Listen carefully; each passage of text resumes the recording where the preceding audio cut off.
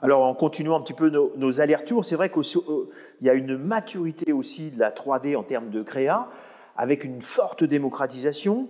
Blender qui n'a cessé de s'améliorer avec une communauté open source, et je sais que vous y êtes très attaché, qui est très solide derrière. Des outils aussi qui sont moins open source, mais avec des possibilités malgré tout de créer à bas coût, voire gratuitement quand il s'agit de créa perso, avec des moteurs de jeu comme Unity, comme Unreal. Et vous avez vous-même, au sein de The Sandbox, créé vos propres outils. Alors, je les ai téléchargés, je me suis amusé un petit peu, je n'ai pas été très loin, je n'ai pas fait mon niveau, mais le Game Maker qui permet de faire des niveaux, des jeux, hein, c'est ça.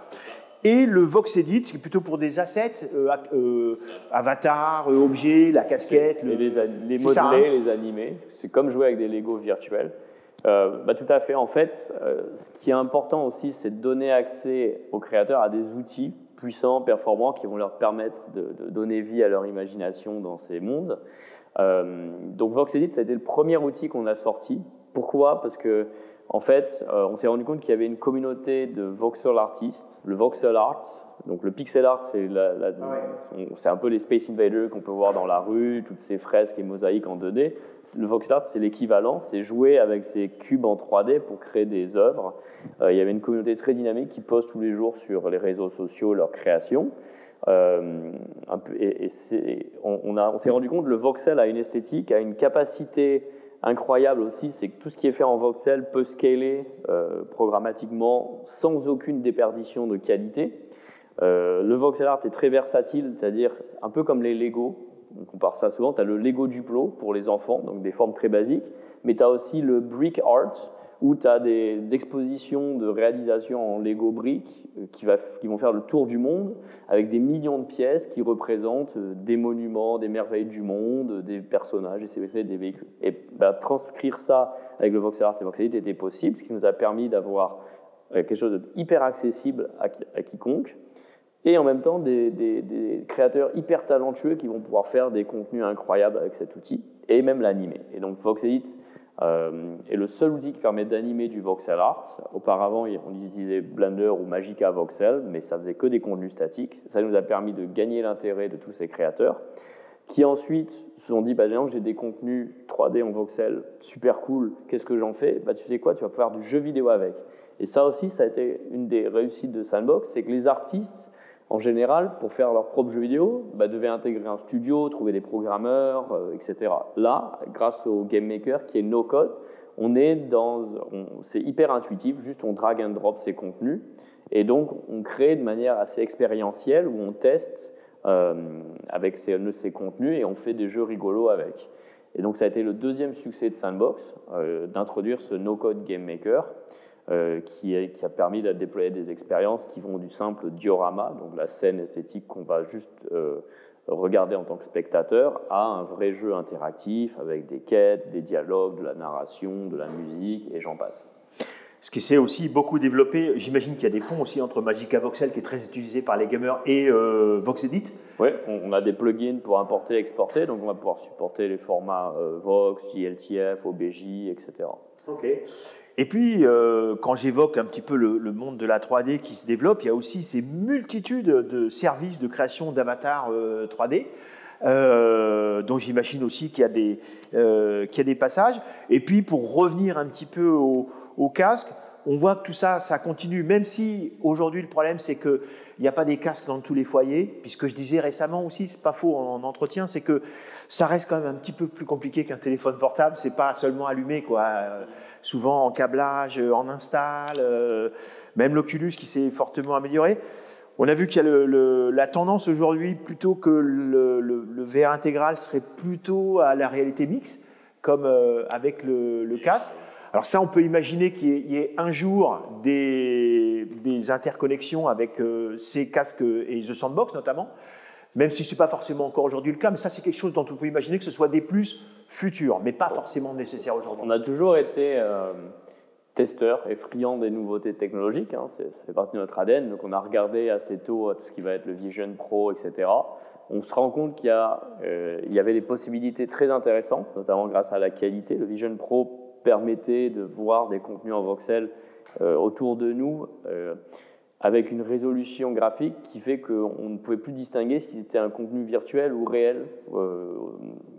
L'œil ne distingue quasiment plus, donc c'était assez incroyable finalement de rapprocher nos contenus virtuels dans un environnement. Mais tu es tout à fait d'accord, les conditions dans lesquelles on rentre, on utilise la VR, ne sont pas les mêmes. On ne peut pas faire ça 2 minutes dans une pause toilette, dans les transports en public, etc. Donc il y a un setup particulier qui est moins pratique. Il y a un hardware supplémentaire qui est requis, grosso modo, je crois qu'il y a 100 millions de devices hardware dans le monde qui ont dû être déployés grâce au Sony headset, etc. Mais on est encore loin. Et donc si on prend la blockchain et le Web3, la VR et le fait qu'on ait un desktop, au lieu d'accroître le marché accessible, on va tendance à le réduire. Notre but, c'est quand même c'est de démocratiser l'accès à la création pour quiconque et de faire en sorte que l'expérience du métaverse, on puisse y rentrer en quelques secondes pour commencer à découvrir ce que ça peut nous apporter en jeu, en socialisation, en découverte culturelle autour de la musique, des concerts, etc. Donc, on a pris le parti justement de ne pas aller sur la VR, et c'est là où ça a été quelque chose de très différenciant par rapport à Meta, qui en 2021, lui, a fait l'objet de dire non, le métaverse, c'est avec le casque. Et en fait, on se rendait compte qu'il y avait quand même une démarche commerciale assez forte à vendre son casque, et le moyen de promouvoir l'usage de ce nouveau device, c'était le métaverse. Alors maintenant, il faut qu'on parle quand même un petit peu de la blockchain parce qu'elle est sous-jacente à tout ça.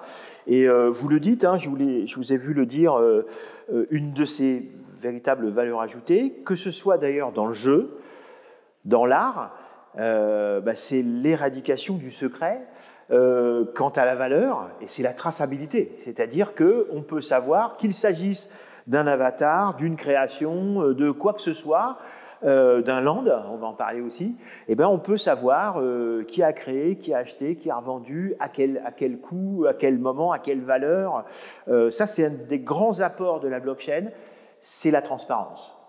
Alors, je dirais que la transparence est effectivement un des bénéfices. On va pouvoir voir la provenance, on va pouvoir qui a créé, qui ont été les différents acheteurs ou détenteurs d'un contenu.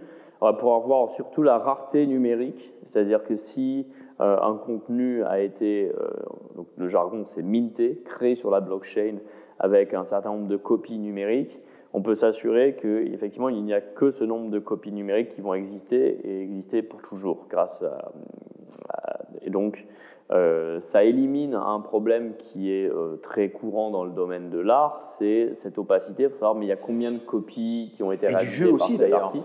Ah oui. Et du jeu aussi. Alors dans le jeu vidéo, c'est un peu moins flagrant. En fait, c'est plus dans les techniques de marketing détournées. On vous dit achète maintenant cette épée, c'est la plus rare et il n'y en aura jamais. Et le lendemain, on se rend compte que le développeur vous a un peu menti et il en fait une autre promotion et il continue à en vendre un bon paquet. Donc, ce qu'on pense être valorisable ne l'est pas. Mais je pense que finalement, c'est pas tant que la rareté numérique ou la transparence qui vont être l'atout principal de l'adoption de la blockchain, c'est plutôt finalement ce qu'apporte la possibilité de posséder un bien numérique. Jusqu'à présent, tous les contenus digitaux que nous achetons ne nous appartiennent pas, que ce soit sur les plateformes de streaming de musique comme iTunes. Il y a eu des cas très célèbres comme Bruce Willis qui avait acheté plus de 50 000 morceaux. Il a dit mais si je meurs demain, pourquoi mes descendants devront racheter tout? C'est moi, c'est ma musique. Exactement, on ne fait que louer le contenu. Et pareil dans les jeux vidéo, quand on achète des contenus, soit de la monnaie virtuelle, des équipements, etc., on paye quand même avec du vrai argent, avec notre carte bleue. Et pourtant, si on quitte le jeu, tout est perdu. Si le développeur peut avoir un bug dans l'application, le jeu peut être arrêté d'être développé, ou peut même décider à distance de modérer vos contenus et vous retirer vos achats et vous n'avez aucun recours par rapport à ça. Et finalement, vous ne pouvez ni les envoyer à un autre joueur, ni les revendre. Donc, le principal atout, finalement, c'est on est dans une économie où on était dans une économie de la location. Finalement, on pense qu'on en détient des biens, qu'on détient des avatars, qu'on a acheté des skins, qu'elles sont à nous, mais non, en fait, rien ne nous appartient. On fait que louer des contenus, et à partir du moment où on s'arrête, on a tout perdu.